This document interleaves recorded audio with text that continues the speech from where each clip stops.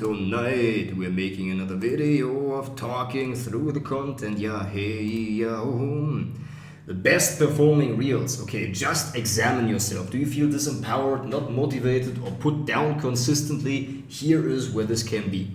And so in terms of energy, what we need to feel and hear and understand about our own energies and our bodies is that oftentimes when we feel disempowered, it relates also to our sense of self-esteem. When we feel empowered emotionally, it also goes into our body and we tend to assume a posture that is also not helpful. And so that goes both ways. By changing the posture, changing the body, we also change our attitude, which makes us feel more empowered and generally motivated and not put down consistently. Another aspect of that is of feeling demotivated, as I'm putting my finger on the vinegar, is basically that you don't really feel a lot of self-efficacy. What I mean by that is you don't really feel that your actions are having the impact that you want them to have, right? Perverting acceptance into avoidance. Okay, so other content. Exactly. Why it is so hard to apologize for us. Apologies seem to lower our status in other people's eyes. It feels like you need to overcome yourself and your ego, but it is healing and it serves the relationship because you can either be right or you can be in love. And that's why the apology is there. Okay, great. Yeah, we're just practicing thoughts. Exactly. Thoughts are pointers, thought patterns that people have. Exactly. Self-sabotage. Okay, so some people are afraid to find out how they really are, but with a fear behind that, what they would truly give their best, they would be confronted with finding out whether they really are good enough or not. When they continue messing up, they can at least still live with the dream of potentially being good enough without ever putting themselves to the test and really finding out. This is something that I truly see with self-sabotage, that oftentimes, when I listen to explanations about self-sabotage or people talking about that, oftentimes they say what people are afraid of when they sabotage is the actual outcome, actually winning, and that's why they self-sabotage. I don't really think that's accurate. What I really believe about self-sabotage is that oftentimes it is trying to find out whether you are actually good enough, because then you would stand there a little bit naked.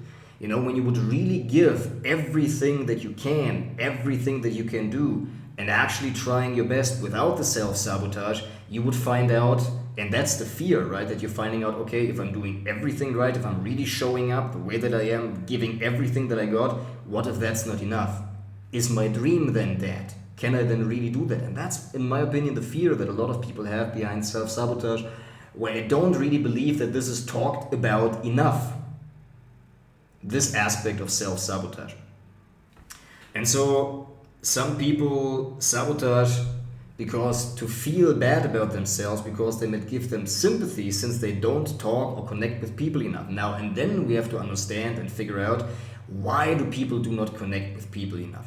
Is it because of shame? And then why do they feel ashamed? Why do they feel that currently what they're doing is not enough? In my case, for example, it was always that I felt I needed to prove my worth in a way of achievement and of doing the right things.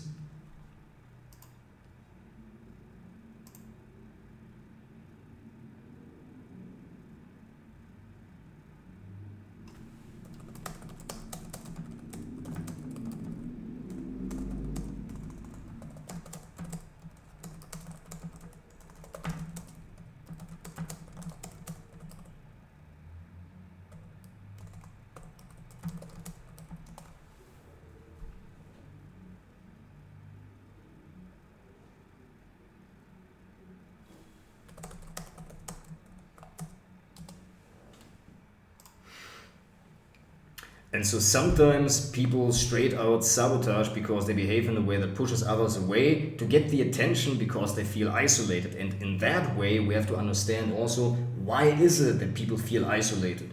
What is it about the isolation that people want to avoid? Right? Why is it that people avoid getting in contact with other people? Now, there can be a shame pattern, or that can be a pattern of deep unworthiness. And here we need to understand something very important about young children generally and about child development, how things are being formed, how things are coming up. And that is our core wound. You see, when we were growing up, we realized that we were unconditionally loved. Love was just given to us the way that we were, And we relied on that. We really had to have that. We really needed that. And then at some point, our parents sensed that now is the right time to teach the child the rules of the family and the rules of society, which invariably at some point will need to happen. But it was experienced traumatic for us because we did not receive the love in the same unconditional way as we usually would have. And so then we realized, okay, the pure love, I need to do something to get that. And what that was is what we linked in our mind, what we had to do or not to do.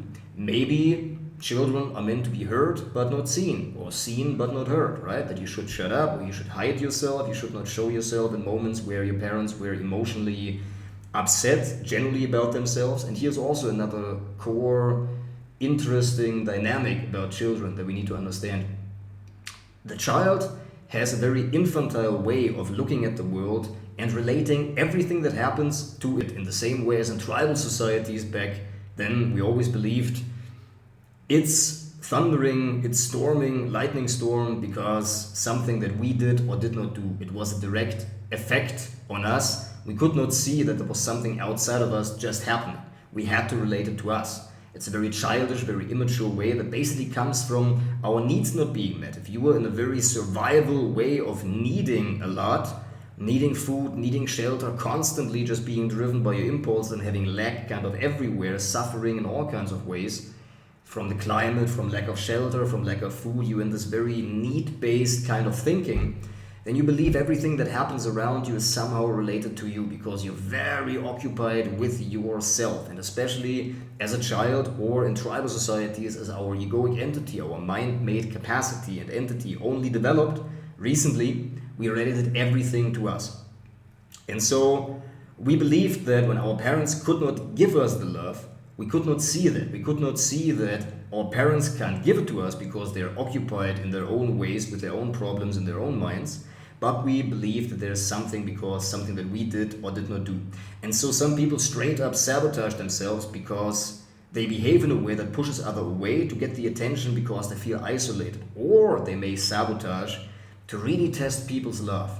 Because if you behave in the wrong way, then you would really know that people love you. And that also relates back to the deep core wound that we've just talked about, where some people believe, okay, I know that conditions are being placed on me, I reject all of that. It's kind of an act of rebellion in a way. It's a mindset of rebellion where you feel that if I behave in this way and people still love me, then they know they really love me and not just my behavior. It is in a way a kind of testing. In the same way as sometimes the clients that you work with, they test you a little bit to see if they can shake you if you're really strong. Or your partner tests you sometimes a little bit to really feel like, hey, can I really rely on that person? Right? And making like a little bit of a remark or something of that kind. Children as well, they do that too. So this is part of life that we're being tested in this way. And so sometimes people also self-sabotage because they know that that gives them an excuse to either blow up or feel sad when they don't achieve. And so self-sabotage can also be an anger release pattern. So self-sabotage can also be an anger release pattern. Meaning, sometimes people have the tendency to store tension in their body. Because, for example, they lack physical output because they believe they don't have the time, and maybe that really might be true. They don't have the time to exercise, they haven't done it for years, so now to start it for the first time would be a huge effort. And it would be much easier, obviously, if you had the habit already, then it's just basically keeping going, and it doesn't really take a lot of effort. You know, you're just basically grounding your energy, it doesn't really take a lot of effort. But if you've never done it, or if you haven't done it in years, to employ that, it feels like a huge thing that you need to be taking on. So people may store a lot of tension in their body because they don't work out, they don't exercise, or they have not really learned to talk through their emotions with a trusted friend or their partner or other people to share about what they're going through. They just harbor it all inside, they bottle it up, and that leads to a lot of tension. Or they have certain beliefs, very perfectionistic beliefs, that they need to be in a certain way, that they need to have, behave in a certain way for them to be accepted, to be loved, or to get the love equivalent in terms of attention, recognition, care, etc., physical support, etc. And so they harbor a lot of tension. And when we then in that situation don't have adequate means that we habitually do every week in order to let go of that tension, then we may find unhealthy ways. And that can look much different for all different kinds of people. That can be as horrible as overeating or even cutting yourself to let go of this tension. Some people use sexuality in order to let go of that tension, and then they develop a certain dependency towards that as well, because it serves much more than just grounding the very energy that it's motivated by, but it has also a secondary purpose of like another energy that is being infused with that, which is like letting go of this tension. And so one way to not be so dependent on that, if that's part of your relationship as well, where you feel like, I want it much more than my partner actually wants it, and I don't like it that I'm so needy for the physical intimacy, you maybe want to consider that. You may want to build a circle of friends where you get your connections met in other ways, and then also a physical practice where you can let go of your tension and also work on your mindset so that you don't harbor all of that much tension in the beginning, so that you find that you are less dependent on that, you less need this physical connection, which paradoxically, probably, that would be my guess and my suggestion for you to try that out and verify whether that is true for you, will lead to your partner coming more towards you, whether actually the neediness actually makes a partner retreat. Okay, so self-sabotage can be due to, as we said, anger release pattern, relief and release patterns. That's what I mean by that. So a lot of people harbor tension in their body, and tension needs to be let go of. This is a huge factor in all kinds of unhealthy behaviors, whether that is consumptions of videos of people making love that you want to let go of, or alcohol consumption, or food overconsumption, or whether it is, as I said, cutting yourself. Many behaviors come down to just simply that. Being angry at yourself, these self-directed, self-deprecating thoughts, or kind of weird, whatever, violent fantasies that you can't really explain, or like fantasizing, or even sleeping in, not getting out of bed, being depressed. When you have, oftentimes these behaviors lead to anger afterwards, or some behaviors where, you're punching a wall, or you're, as I said, eating too much, where you're like tensing up, or you're shouting at somebody in order to release this tension. And so many behaviors that we believe there's something wrong with us or what's happening, it comes down to this very basic pattern. And now that I'm explaining this to you, it may seem very basic and very easy to understand, and you're like, it can't be that simple. I mean, maybe you're blown away by this explanation, I don't know. But when I look at this, oftentimes it's very simple. But I, in my own life, I also didn't know. I didn't see that. I myself, I had these weird overeating patterns, and I realized after all what it really boiled down to was isolation, right? I wasn't meeting my social needs in the way that I would have needed to. And so I was overworking myself, especially mentally, getting tired, and then not taking the right actions to connect with people, because I was also ashamed of myself and also ashamed of the behaviors that this isolation manifested. And then I wanted to see people even less, and that led into this weird spiral of just isolating myself. And that's where these food things, these food addictions came from, where I would just stuff myself with these nut mixes, like raisins and nuts. You probably get them in the United States as well, like Trader Joe's, these types of things. And I would just like hammer 3 or 4 of those bags, and it's like it takes a lot of energy to digest all of them. And usually you throw up then as well, because it's nuts. They are hard to digest, right? And I just could not figure out why that was happening to me. I could not figure this out. And I also realized right now, after having seen through all of those patterns, a lot of the people that I'm working with, or that just consult me for that, or that I'm just observing even, where I don't really have the time and the authority to intervene, when I just see somebody in the streets, like sometimes I do, sometimes I don't, because people also gotta be receptive. You can't just, preach to everybody when they don't know you yet. They gotta come to you in a little bit as well for you to have an impact, for me to have the impact that I want to have anyways.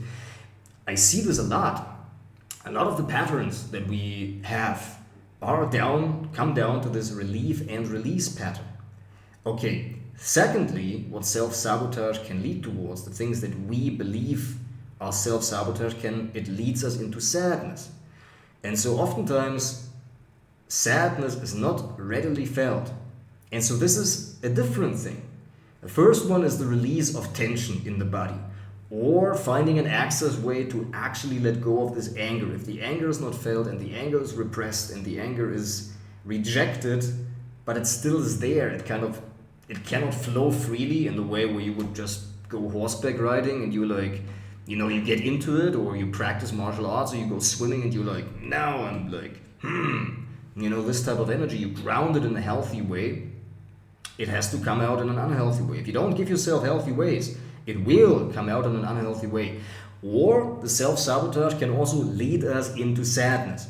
So oftentimes we do not want to feel our sadness because it makes us feel weak. We don't want to be weak. We think we should not be that. And so it is also repressed. Now, what it can be, the self-sabotage also, where you just don't do the things that you do, and especially with the emotional storm that usually comes after that. Let's say your self-sabotage is, you should do the laundry for your family and your children, and you don't do that. Or you should call your clients and you just don't do that. Or, you should come to the meetings on time with your employees and you just don't do it. And it continues to happen to you. It's because your body is craving the feeling of sadness, where you then, for example, give yourself some 15 or 20 minutes where you're just sitting in your office like that, or you're passing out on the couch, completely sad and feeling sorry for yourself, and you give yourself some time for the nervous system to actually relax, right? That's what can serve as well, and we need to see this. We need to understand why this behavior happens, because I can promise you, there's nothing wrong with you. There's nothing wrong with why you are sabotaging. There is a reason for that, because no behavior happens for no reason, meaning every behavior has a reason, and all we got to do is find out what's behind the behavior, and then we can adjust that. So think about that. If it was the anger pattern or it was the sadness pattern, then we can find a way to really re-engineer our life circumstances in a way that these emotions can be felt and we have a healthy outlet for that. You would wonder how often the problems that we have, that we think psychologically or whatever, are really coming down to us not living our life in the right way, not having the right types of habits, not having our life set up in the way that our energies are flowing in the right ways. And it's also challenging because we have all kinds of energies, don't we? We have mental energy, physical energy, we have some certain kind of creative energy, meaning, when you just work and you're not really doing anything, you're not creative in a way. Some people start knitting, some people start whatever. It's we have some kind of need to be creative and to see the fruits of our labor. It's a need, it's a psychological need that we have. And if we don't find it in a healthy way, we can explain that we may find that in an unhealthy way. And what can that be? Well, for example, playing role-play computer games, right? Where you feel okay, I don't really create anything, I don't really build anything. Well, then let me build a character here. It's obviously completely fake and it doesn't really bring you anything in the real world and distracts you from what you actually do. But now you can see how that serves and why people do that. It's completely explainable, right? We can explain that, we can understand that, and from that we can then devise a solution that will work for the person, because we can speak directly to the motivation of that person and it will resonate because we're actually touching upon something that the person feels but cannot articulate herself or himself, and that will help him. Okay, so the third pattern of the self-sabotage, what it could be is, it gives us a nervous system rebound, right? Leading us into sadness can basically mean that it makes us feel sad and sorry for ourselves, so that we feel these feelings that we otherwise can't feel, that we otherwise don't let us feel, right?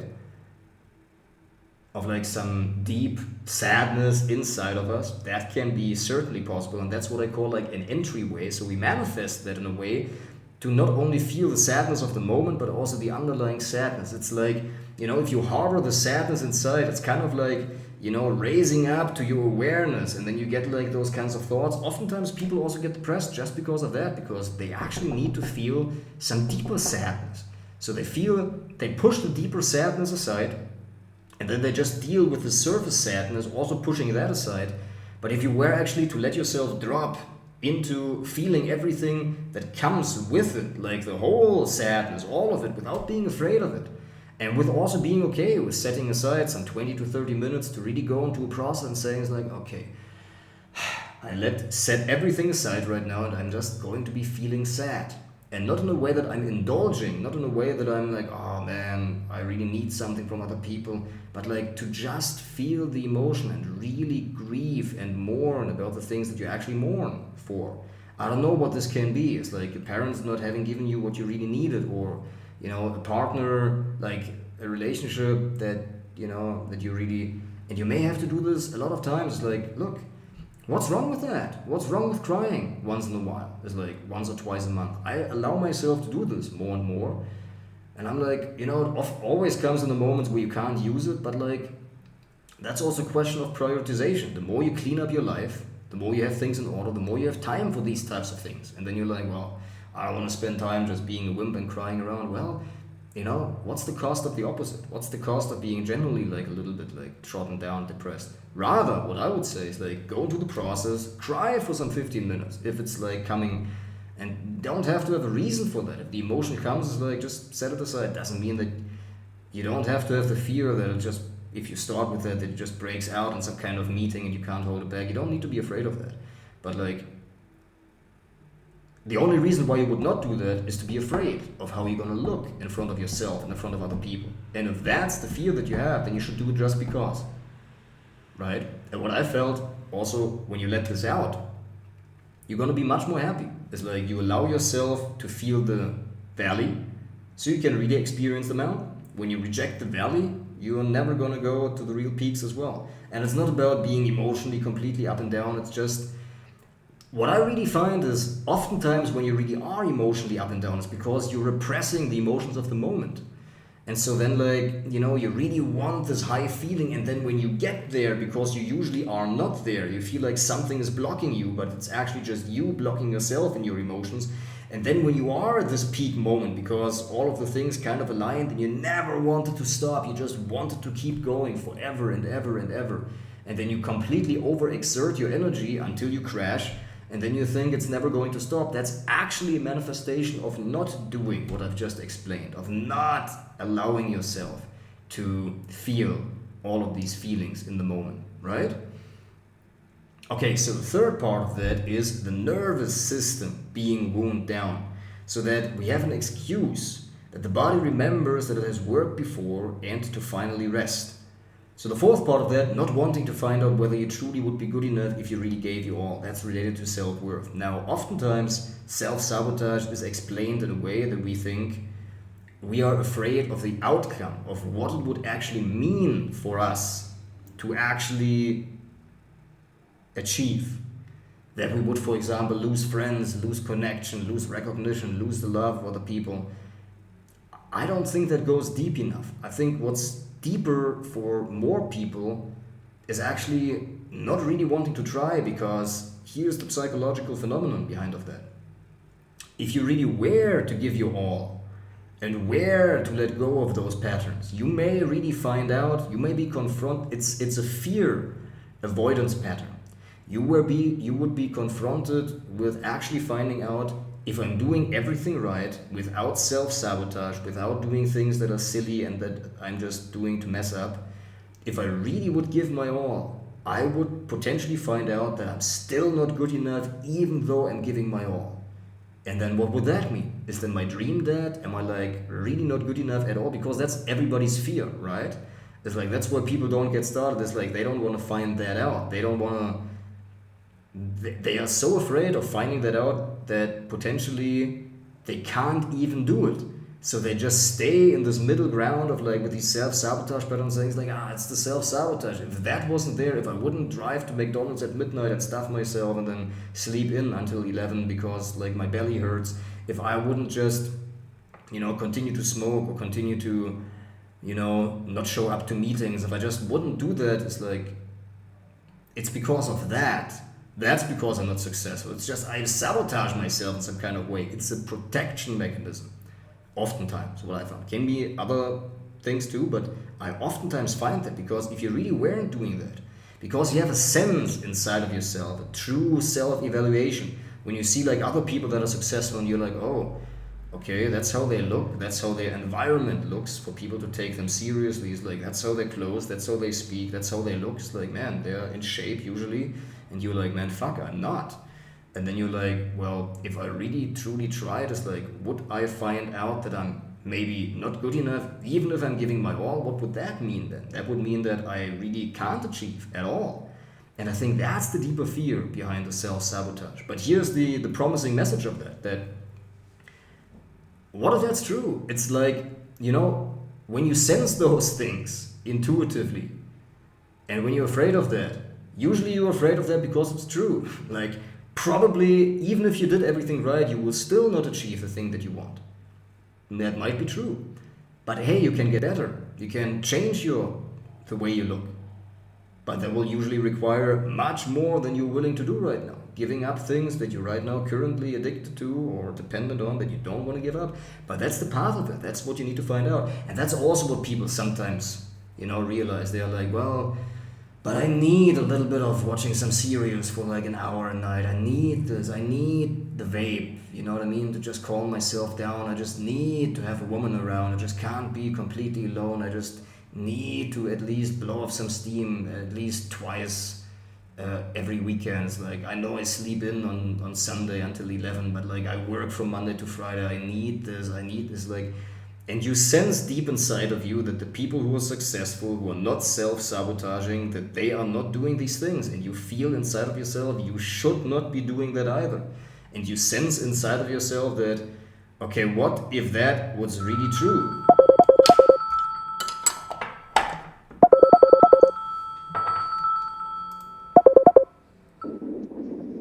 Hey, hello. Yo.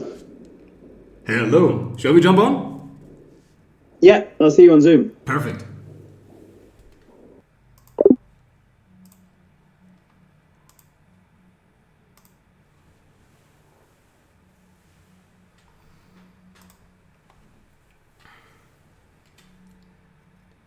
It's like, people are going to appreciate this. It's like, I don't think this has ever been done before, this type of in-depth psychological analysis of these things.